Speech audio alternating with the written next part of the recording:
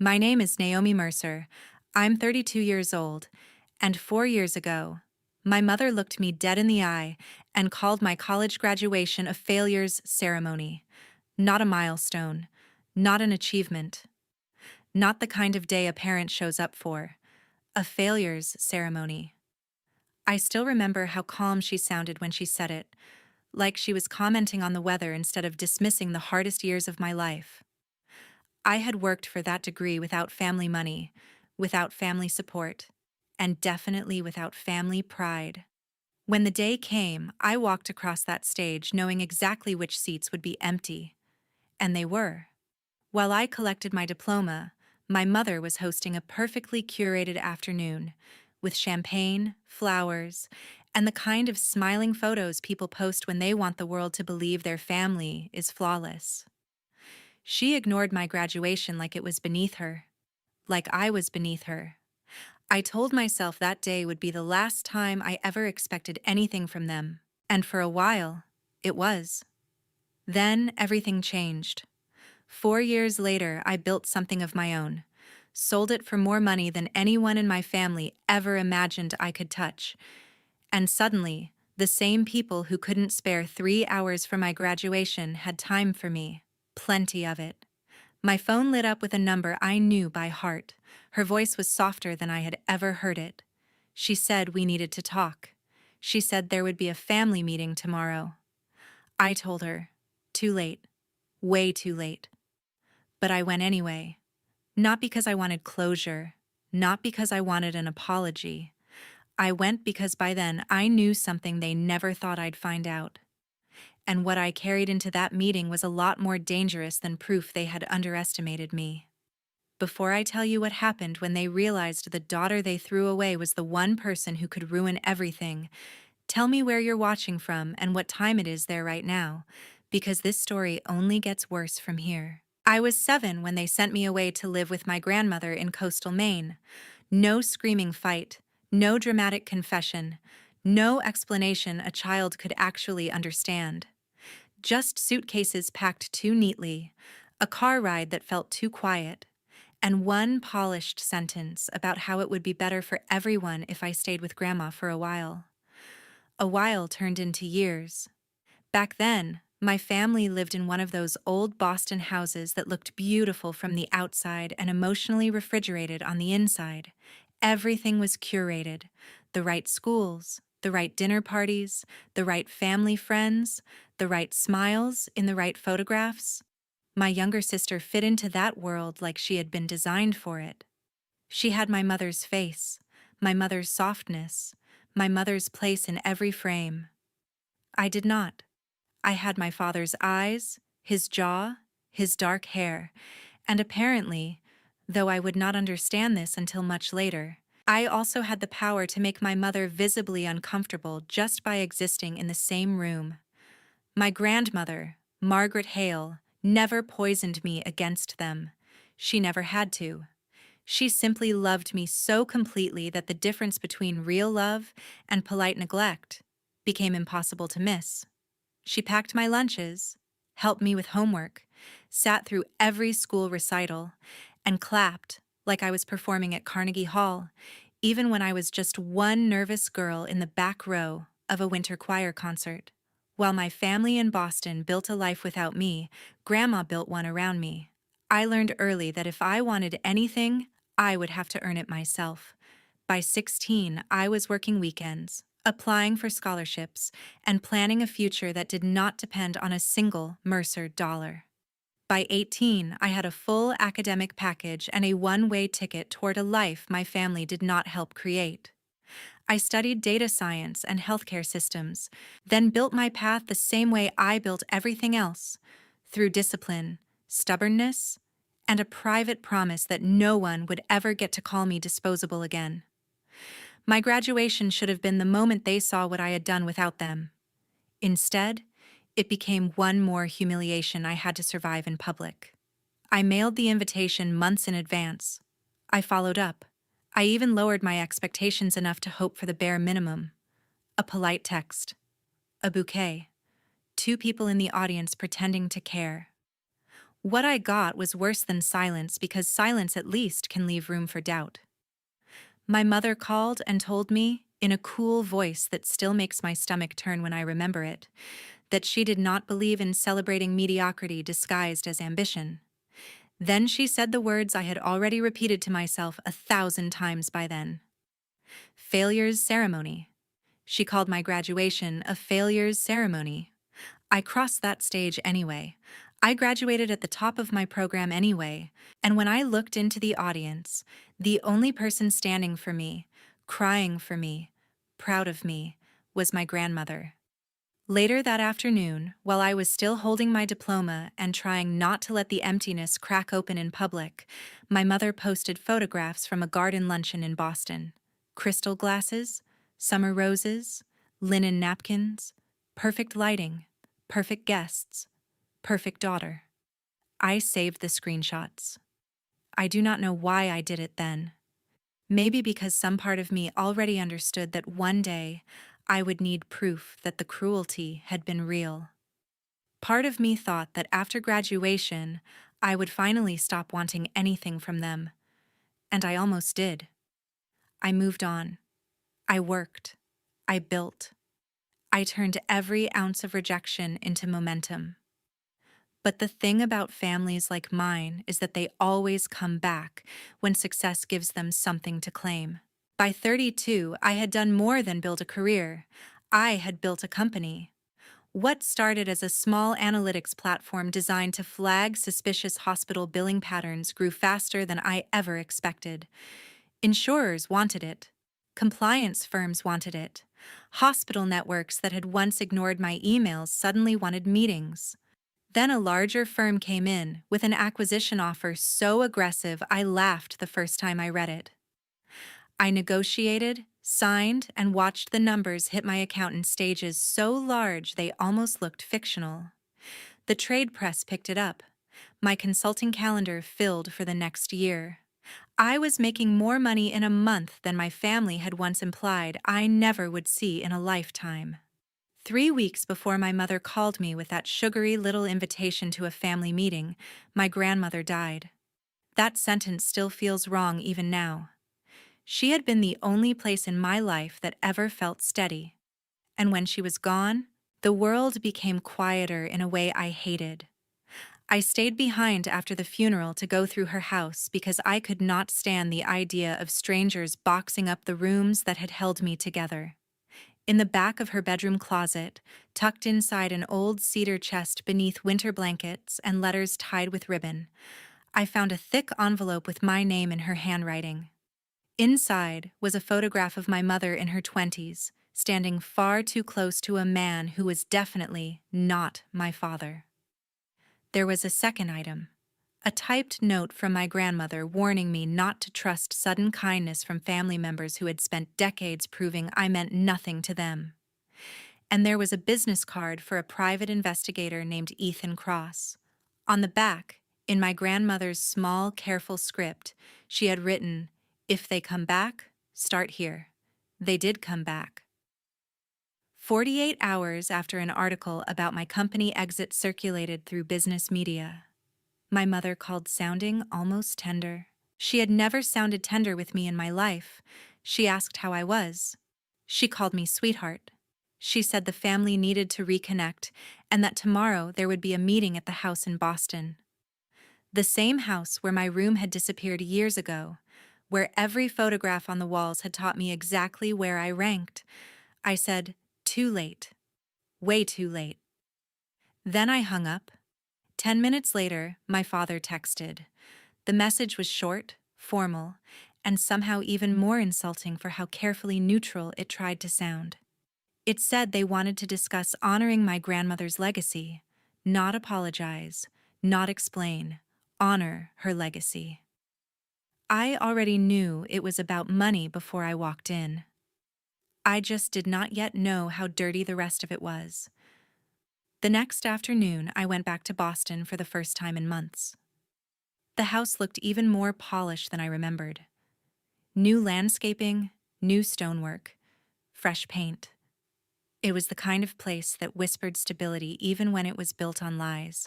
My mother greeted me like we were close. My father shook my hand like I was a donor he hoped not to lose.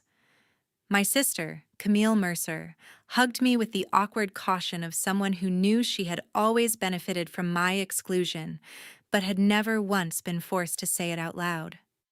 Lunch was laid out on the terrace as if we were having a civilized reunion instead of a negotiation staged by people who had never spent an honest day with me. Then my father opened a leather folder and slid it across the table. Inside was a fully designed proposal for something called the Mercer Legacy Foundation. According to them, it would honor my grandmother by supporting overlooked students from fractured homes. It used all the right language: opportunity, dignity, educational access, resilience. My grandmother would have loved the mission. That was the first thing that made me sick. Because even before I reached the numbers, even before I saw who was listed as executive director, I knew they were using her name as bait. Camille was on salary. My mother had a consulting stipend.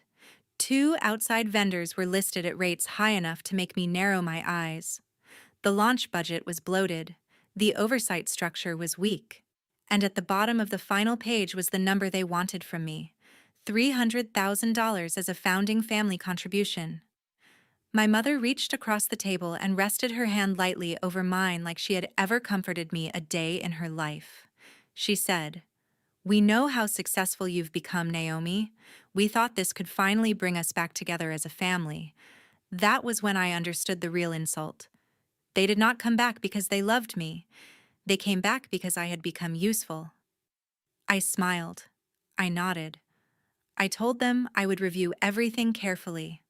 Then I drove back to Maine, pulled out the card my grandmother had left me, and called Ethan Cross before the sun went down. Ethan Cross did not waste words.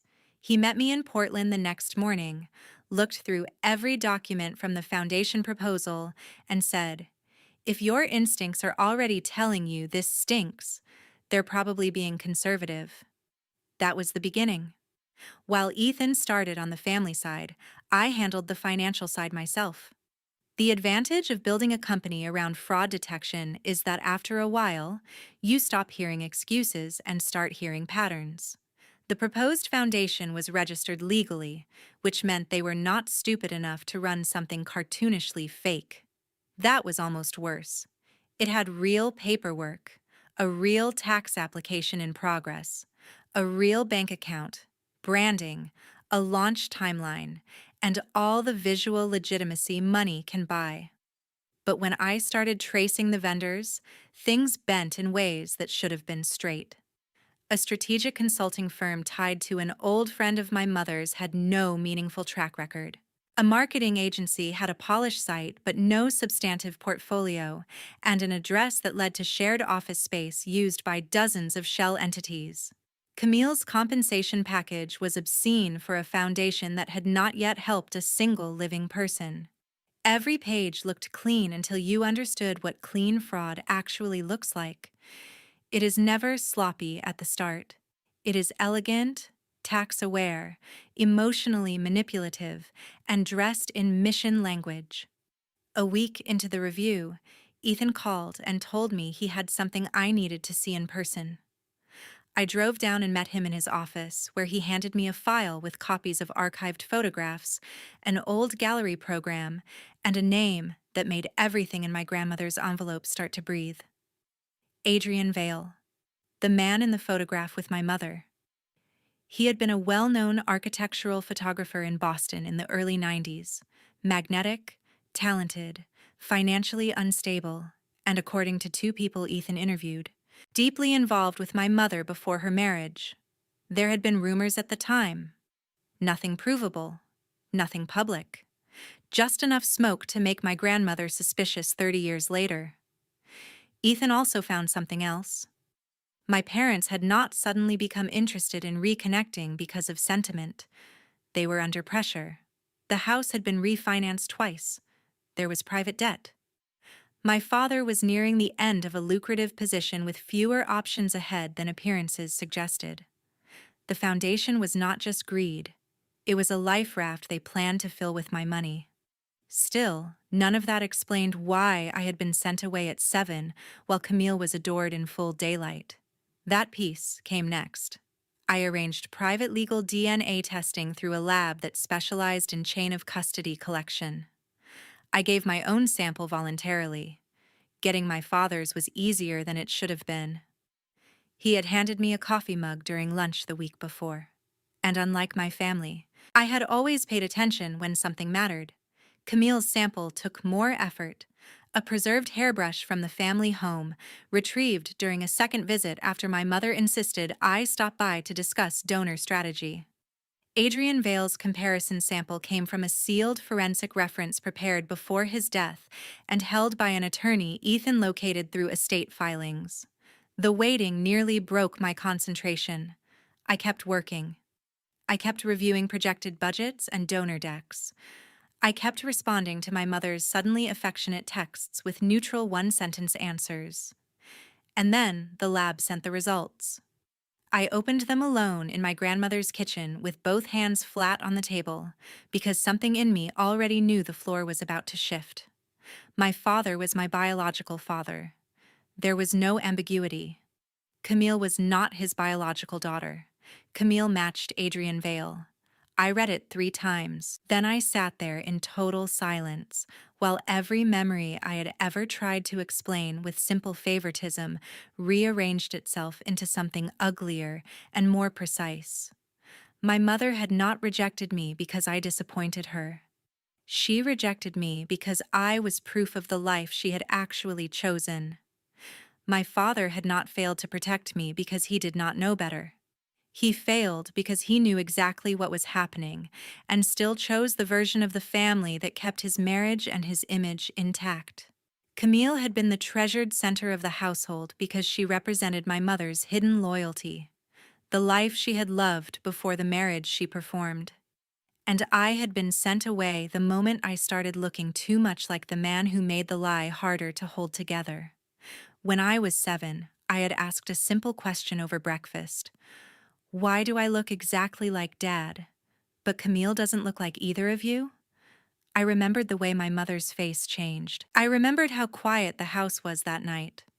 I remembered my suitcase appearing the next morning. For years, I thought that memory was too dramatic to trust. Now it made perfect sense. I was not removed because I was difficult. I was removed because I was observant. At the same time, the foundation evidence kept getting worse. I found inflated projections, pre-approval language for board governance that would have allowed spending discretion to stay entirely inside the family, and personal outreach materials already drafted to present me as a founding force, whether I approved them or not. Then Ethan uncovered another thread. A small industry publication had been fed background material, painting me as cold, unstable, and greedy in anticipation of potential donor hesitation. My mother was building a backup story. If I refused to fund their scheme, they would tell the world I was a bitter daughter undermining a charitable effort created in my grandmother's name. That was the moment the whole thing crossed from insult into war. I refused the second meeting at first, so my mother escalated. She sent flowers to my house in Maine with a note about family healing. My father called to say he was worried I had misunderstood the foundation's purpose. Camille texted me late at night saying Grandma would have wanted us united. The emotional choreography was so deliberate, it almost would have been impressive if it were not so transparent. I told them I needed additional financial documentation before I released $1. My mother replied within 5 minutes asking why I was making everything difficult. Difficult. That word made me laugh out loud in my kitchen.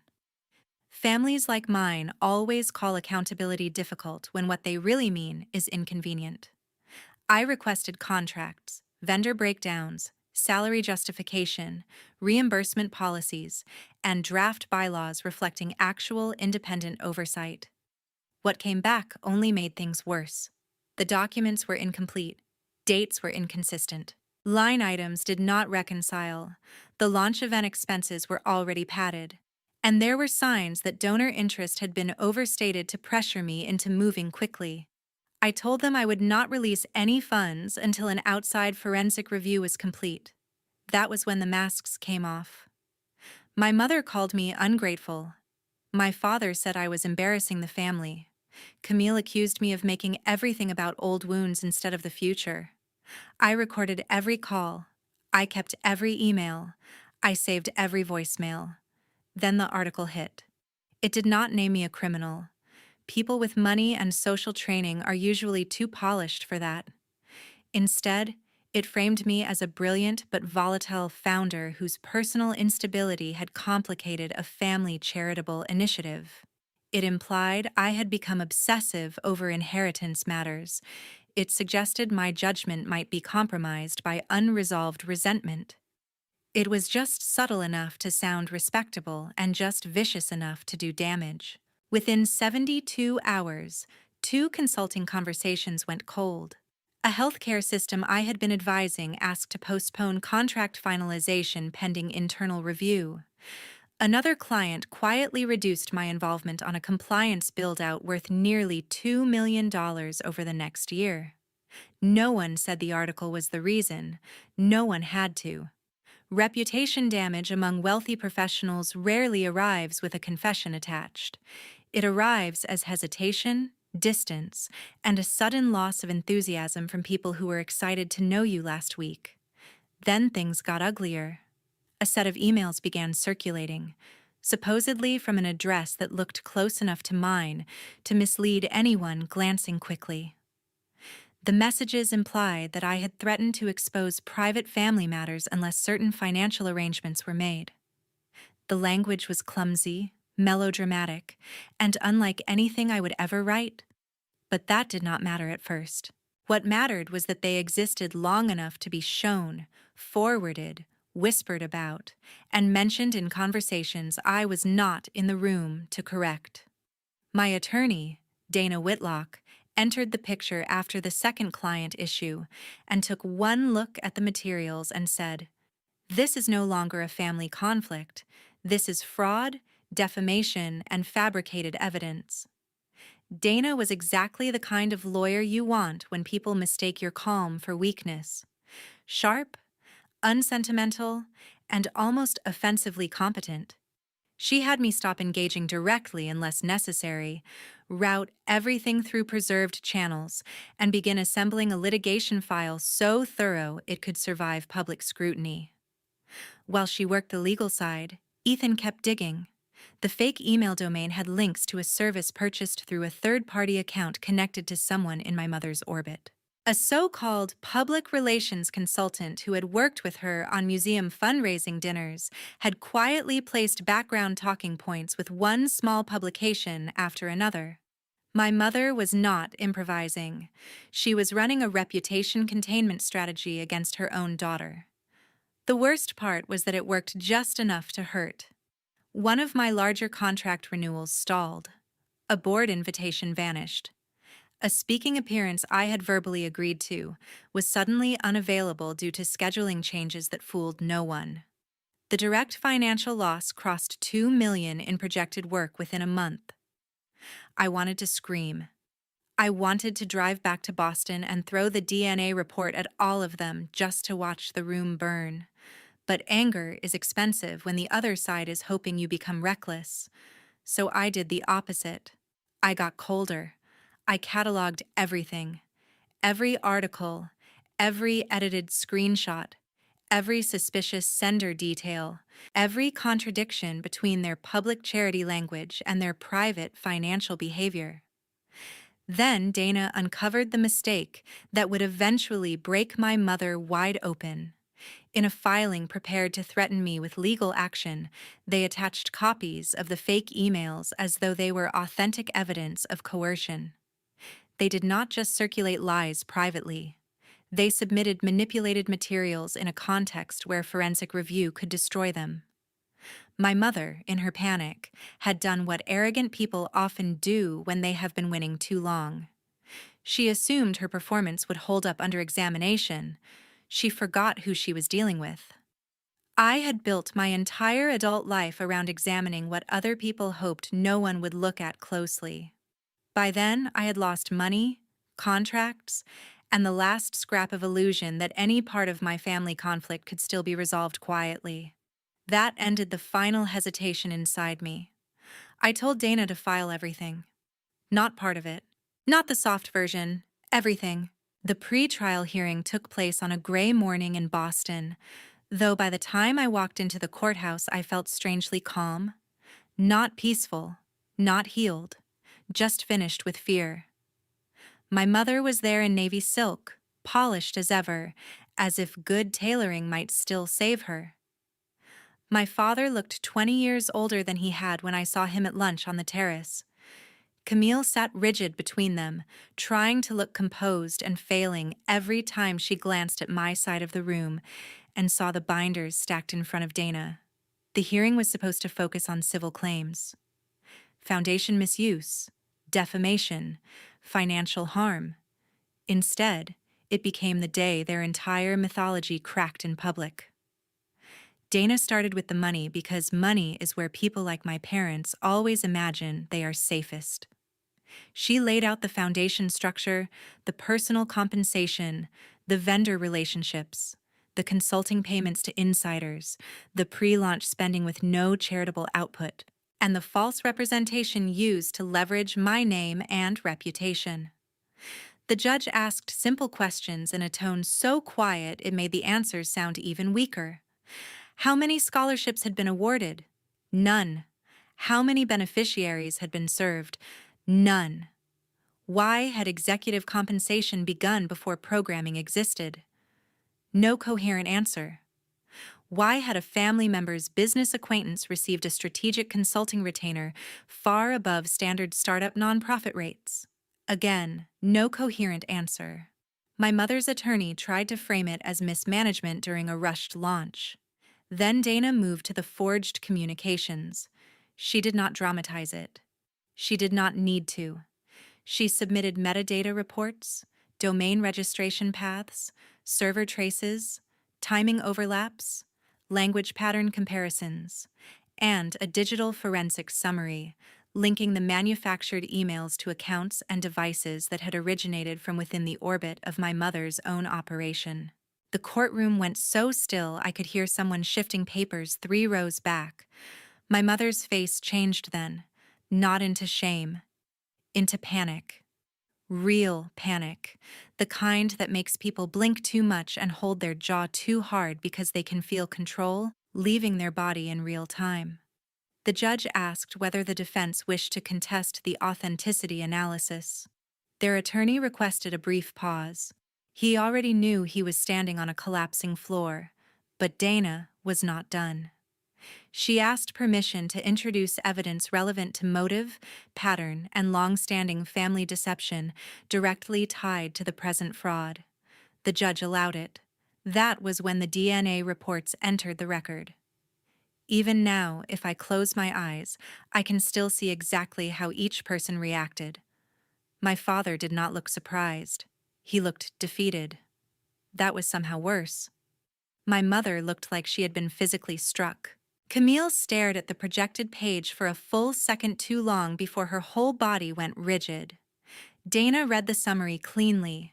I was Charles Mercer's biological daughter. Camille Mercer was not. Camille matched Adrian Vale, the former partner my mother had buried under 30 years of social performance. No one spoke at first. Then Camille turned to my father so slowly it felt unreal and asked one question in a voice I barely recognized. You knew. It was not really a question. My father lowered his eyes and gave the smallest nod I have ever seen destroy another human being. Camille looked at my mother next. The expression on her face was not just rage. It was collapse. Identity is a strange thing. People think it lives in records and blood and names. What I watched leave my sister's face that day was not just certainty about her father. It was certainty about her whole life. My mother tried to interrupt then. She said the test was irrelevant. She said it was an attack on the family. She said I had no right. Dana cut in and reminded the court that the defense had already presented fabricated communications in connection with their position. that the foundation fraud and the defamation campaign were plainly tied to a decades-long pattern of concealment and manipulation, and that motive mattered. The judge agreed. Then the final blow landed. Because in trying to support the extortion story, my mother had used forged materials in a court context where authenticity was legally material. The judge referred the matter for criminal review on the spot and requested the district attorney be notified regarding possible false reporting and fraudulent submission of evidence. My mother's attorney asked for time. The judge gave him almost none. By then, the hearing had moved beyond whether the foundation had been badly run. It had become a question of intentional deceit. Camille walked out before anyone could stop her. My father remained seated like a man who had finally discovered that cowardice compounds interest.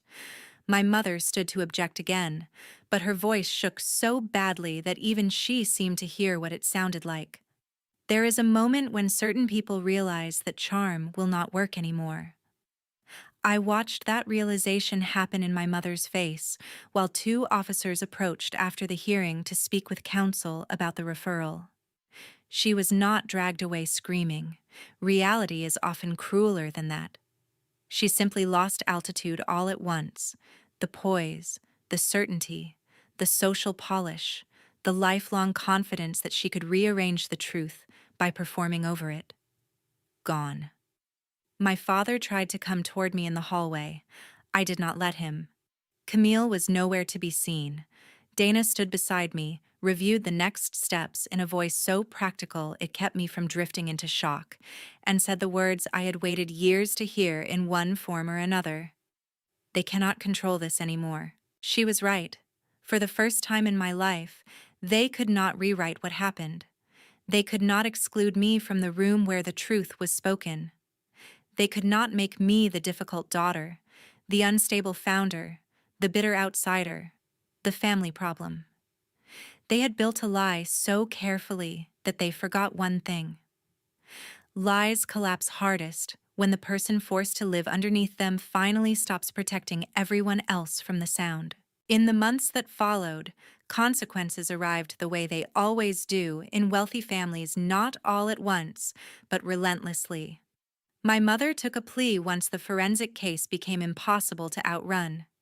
Between the fraudulent foundation activity, the false reporting, and the use of fabricated materials in the legal process, her lawyers negotiated hard and still failed to save her from the one thing she had spent her entire life believing happened only to other people. Public disgrace with legal permanence. She was sentenced to 5 years.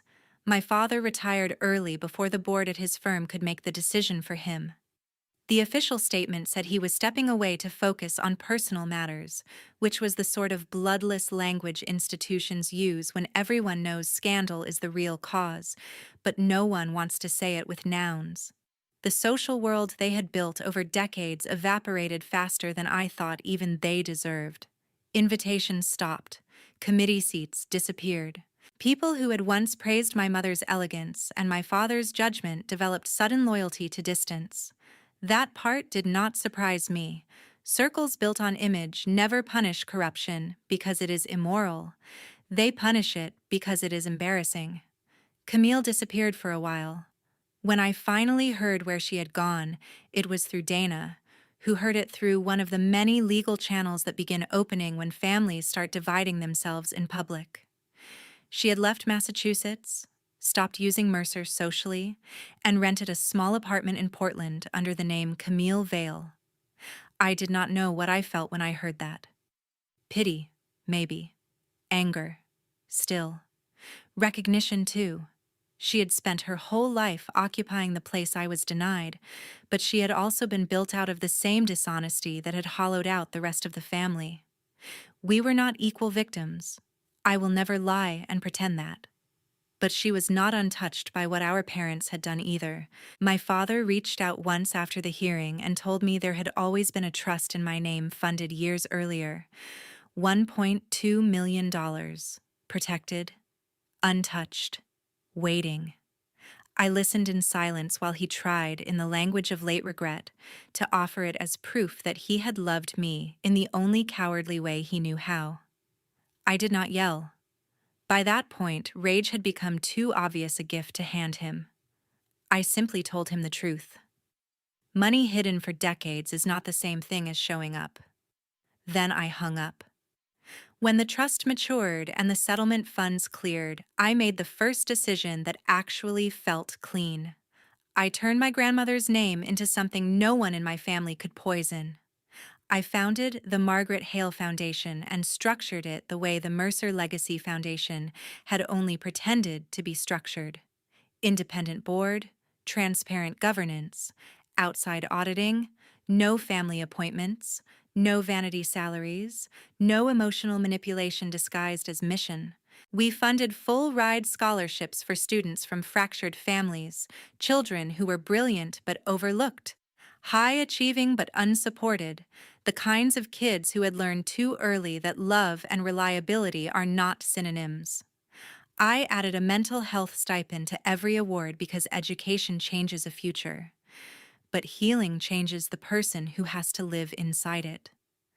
Building the foundation did not erase anything, but it gave my anger a direction that did not rot me from the inside. I also built something else, though it took longer and mattered more. A chosen family. My therapist became one of the first safe witnesses to my life, someone who never once asked me to be more forgiving than honest. A few friends became people I could call without first editing myself into something easier to carry. Volunteers, board members, and later some of our scholarship students became reminders that connection feels very different when nobody is measuring your worth against what you can do for them. That was the strangest part of healing. Not the absence of pain, the absence of performance. I no longer had to be exceptional to earn a seat. I no longer had to succeed loudly enough to be noticed. I no longer had to wonder whether being loved would be revoked the second I became inconvenient. A year after the hearing, my mother was in prison. My father was alone in a smaller house, with his reputation stripped down to what was left after Image stopped doing the work, and Camille was rebuilding herself with a new last name and a life none of us had been raised to respect. As for me, I was living in coastal Maine in the house where my grandmother had taught me what being chosen looked like. Some nights I still sat in her kitchen and thought about the little girl I had been at 7, trying to understand why a simple question about faces had changed her entire life. I wish I could tell her earlier. I wish I could tell her that the adults around her were not powerful because they were right. They were powerful because she was small, and they were willing to use that against her. I wish I could tell her that one day she would stop confusing their rejection with her value. That may be the most important thing I learned through all of this. Family is not the people who share your blood and then weaponize your silence. Family is the people who show up without asking whether you have become successful enough to deserve tenderness. Your worth is not created by parental approval. It never was. Parents can fail their children completely and still remain parents on paper. That does not make them right. It does not make the child hard to love. It makes the parents limited, damaged, selfish, frightened, or morally weak. The truth did not just expose my family. It freed me from the story they had assigned me inside it. For years, I was the daughter they ignored, the one sent away, the one who was supposed to accept that exclusion quietly and then be grateful when they circled back for access to my success. But the truth changed the geometry of everything. I was not the unwanted daughter. I was the inconvenient witness. I was the proof they could not keep in the house without risking what they had built. And once I understood that, shame stopped sticking to me the way they had always intended it to. That is the educational lesson buried inside every revenge story people like to reduce to drama. Silence protects the architecture of abuse. Truth rearranges it. Accountability is not cruelty. Boundaries are not bitterness. Walking away from people who failed you repeatedly is not selfishness. It is sometimes the first honest act of self-respect in a life built around surviving their dishonesty. And if you can do one better, If you can take what they tried to break in you and turn it into shelter for someone else, then that is not just revenge. That is transformation. That is how you make sure the pain stops with you instead of becoming inheritance. I never got the graduation day I deserved. I never got parents who looked at me with uncomplicated pride. I never got a childhood untouched by comparison, secrecy, and emotional exile. But I did get this. I got the truth. I got my name back on my own terms. I got a life that no longer bends around waiting to be chosen by people who already made their decision. And I got to build something my grandmother would have recognized immediately as real love help that arrives without humiliation, support that does not require performance, and proof for overlooked children that somebody sees them before the world teaches them to disappear. That, in the end, mattered more than watching my mother lose her freedom or my father lose his standing, though I would be lying if I said those consequences were not deserved. The most satisfying ending was not their collapse. It was my refusal to collapse with them. It was becoming the safe place I once needed. It was learning that being invisible in your own home is not a verdict on your lovability. It is a verdict on the people who made a child earn what should have been given freely. And if you have ever felt that kind of invisibility, if you have ever been treated like your pain was inconvenient, or your success was only interesting once it became useful to someone else, I want you to hear this clearly. Their inability to love you correctly was never proof that you were unworthy. It was always proof of their limitation. You do not owe them your silence. You do not owe them your future. What you owe yourself is the life your younger self would have felt safe inside,